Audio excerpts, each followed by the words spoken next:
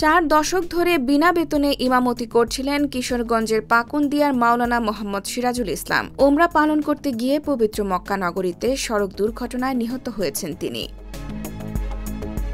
জানা যায়, সিরাজুল ইসলাম ৪৮ বছর ইমামতি করেছেন। গত বছরের মার্চ মাসে ৭৫ বছর বয়সে তিনি অবসর নেন। এর মধ্যে প্রায় 4 দশক তিনি বিনা বেতনে ইমামতি করায় বিদায় বেলায় গ্রামবাসী তাকে জমকালো সংবর্ধনা দিয়েছিলেন। বিষয়টি তখন এলাকায় বেশ সাড়া পায়। এমনকি মোটরসাইকেল বহর করে সিরাজুলকে বাড়ি পৌঁছে দিয়েছিলেন গ্রামের যুবকরা। সিরাজুল ইসলামের ছোট ছেলে আকিকুল ইসলাম বলেন, তার বাবা নবীজির বাড়ির কাছেই গত 15 সেপ্টেম্বর বাংলাদেশ সময় সকাল 9:15টার দিকে রাস্তা পারাপারের সময় দুর্ঘটনার শিকার হয়। কিন্তু তার কাছে তখন পাসপোর্ট ও ভিসা না থাকায় পুলিশ তাৎক্ষণিকভাবে পরিচয় শনাক্ত করতে পারেনি। পরে বায়োমেট্রিক পদ্ধতিতে আঙুলের ছাপের মাধ্যমে পরিচয় পেয়ে গত বৃহস্পতিবার দুপুরে বিষয়টি হজ এজেন্সিকে জানায় পুলিশ। পরে হজ এজেন্সির মাধ্যমে পরিবার জানতে পারে।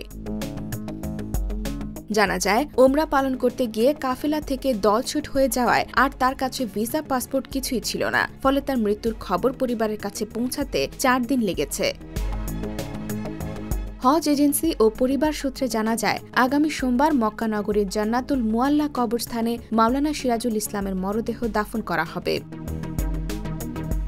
IBTV USA, new York.